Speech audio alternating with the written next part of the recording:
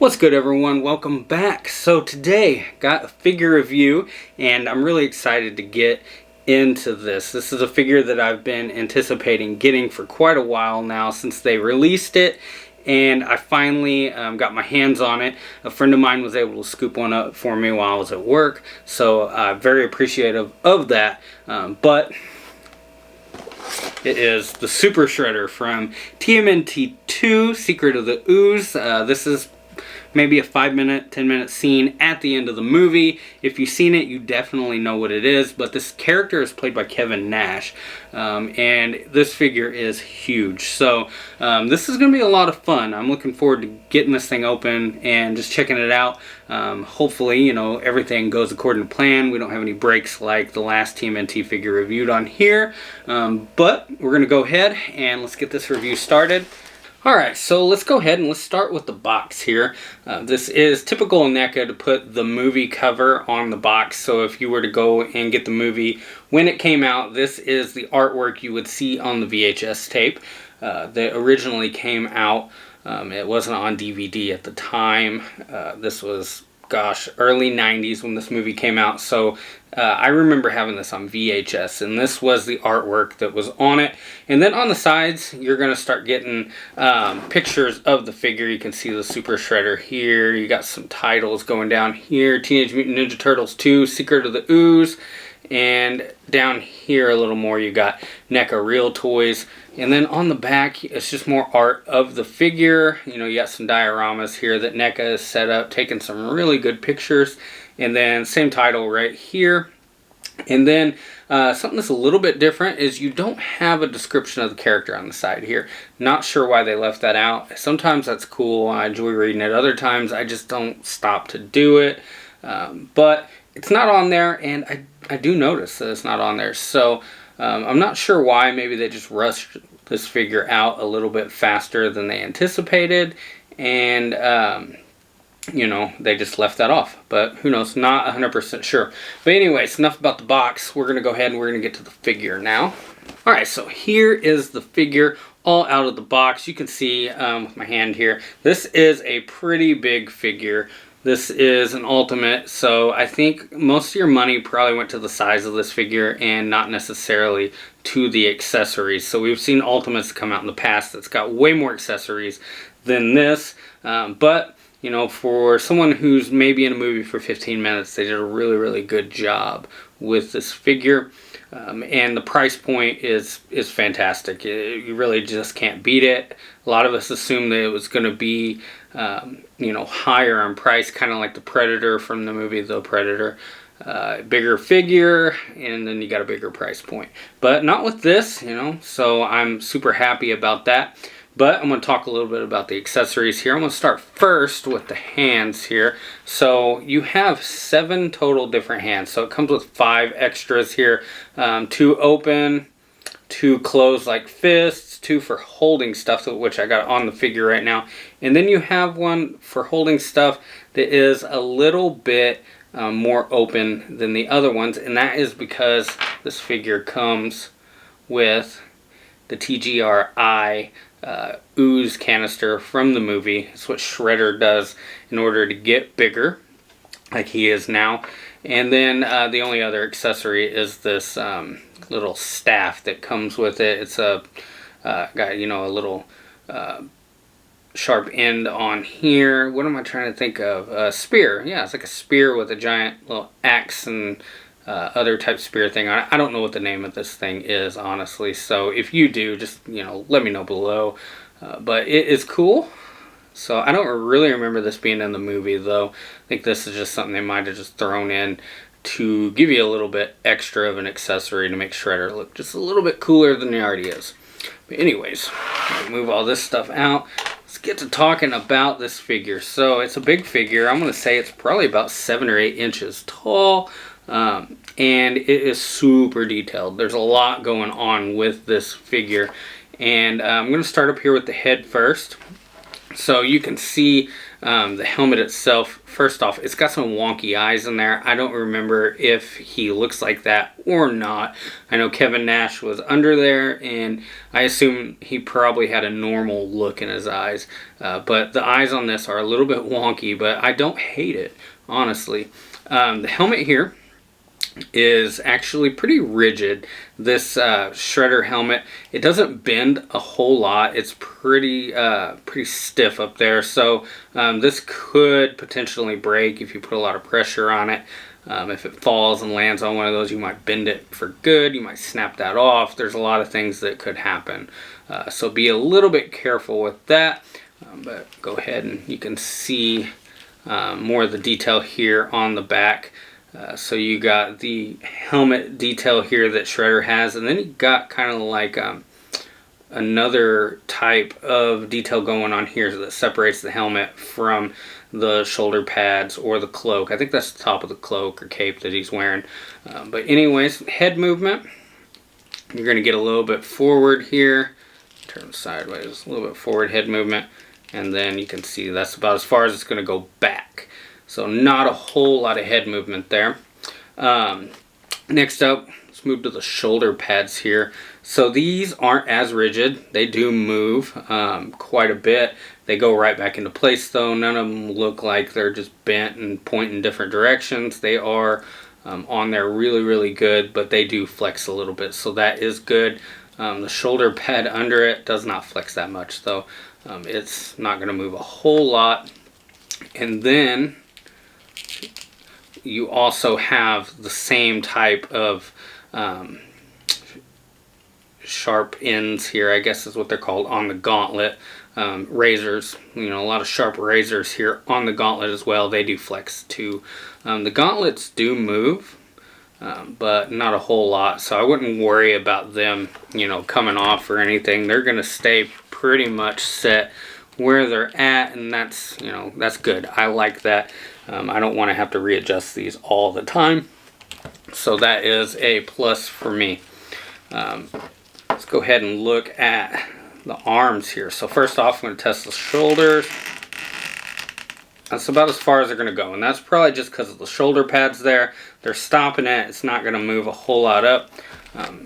They will move up this way though until you hit the shoulder pad with the bicep, both arms, and then back.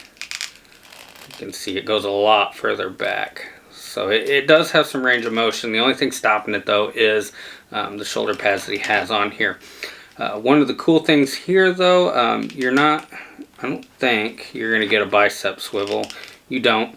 But these arms actually have two joints in them. So you get a whole lot of flex out of this. And the wrist also has some articulation in it as well. So you can move that quite a bit. And you can see that right there, I suppose. So look at that, quite a bit of flex going on there with Shredder. So you're going to be able to move this and pose this figure with the spear and other things, and it's going to look really good. The posability going down the figure isn't as good though in the torso section, but the detail is great. So you got the pecs here, and then you got like 48,000 abs down here as well.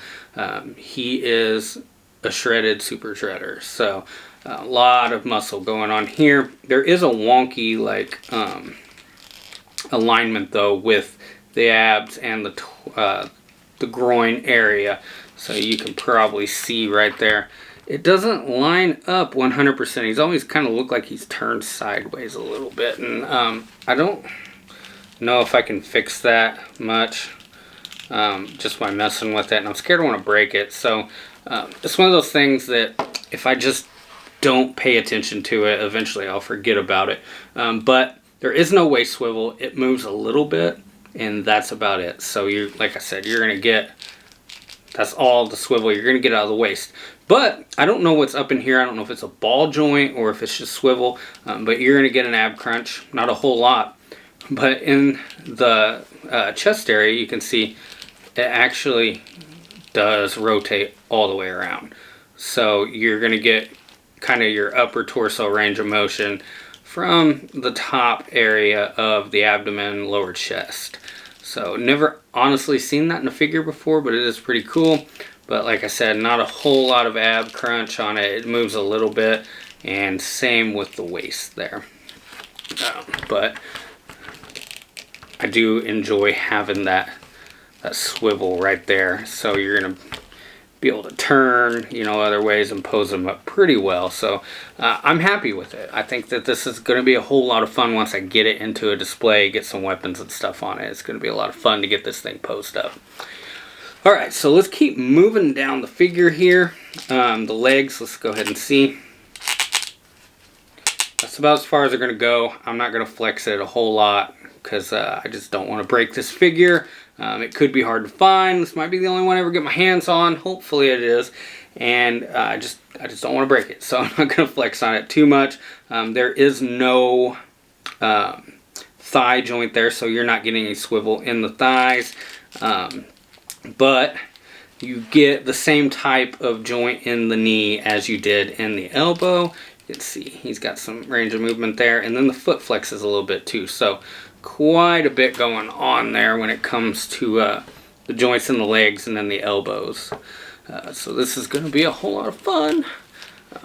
But you also get, you can swivel at the knee. So he'll do the whole swivel around if need be. Nothing in the shin. And then the foot, which is going to be last here, you can see quite a bit of range of motion there. It's going to move quite a bit. And then it also rocks side to side. So the only thing that's going to stop that is the shin guard here.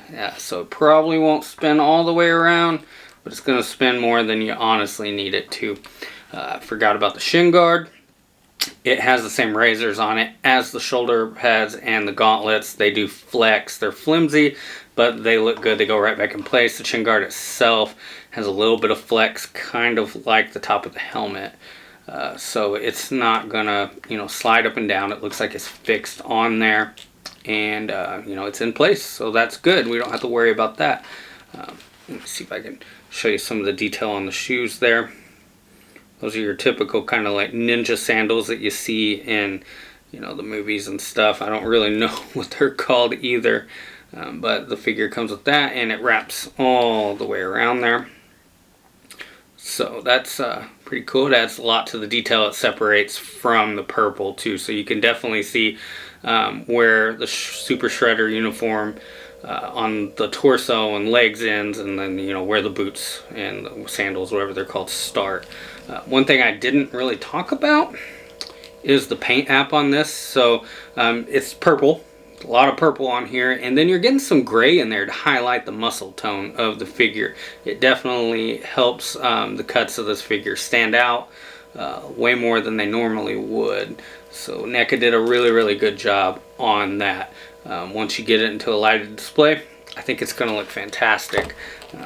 Can't really see it there, but this is going to be a whole lot of fun, like I said a few times now, to get this thing posed up. So I did take some pictures, so I hope everyone enjoys them. I'm going to go ahead and we're going to show them at the end of this video. But anyways, I don't think I have a whole lot more to talk about with this figure. This is what you're looking for when you're at Walmart. This is kind of what you get. It's big. It's really big. I don't have a turtle within reach that I can show you in size comparison, but you'll see it in the photos at the when I wrap up this part of the video. But anyways, I hope that you've enjoyed this video.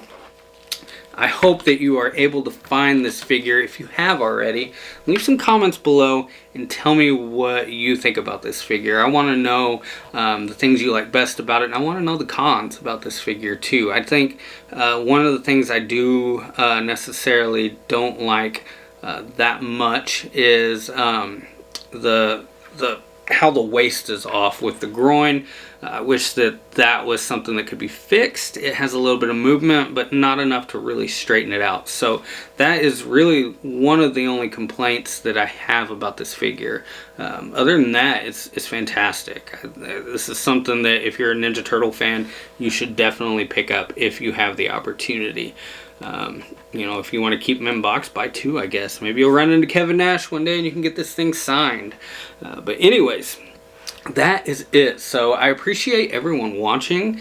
This review's been a whole lot of fun. I hope that I can get my hands on some more Ninja Turtles stuff other than what I've gotten recently. I'm just missing 1 or 2 things, so if I'm lucky, maybe I'll find them. But anyways, like the video, leave some feedback below, and if you're not subscribed to the channel, it's right down below. Stick around for a while, do so. I'm going to be putting out lots of great content, and it's just going to be a whole lot of fun here. So go ahead, hit the subscribe button, keep checking back, click the bell if you want to be notified. Anyways, I'm out of here, so I will catch you all in the next video. So stay strange, everyone.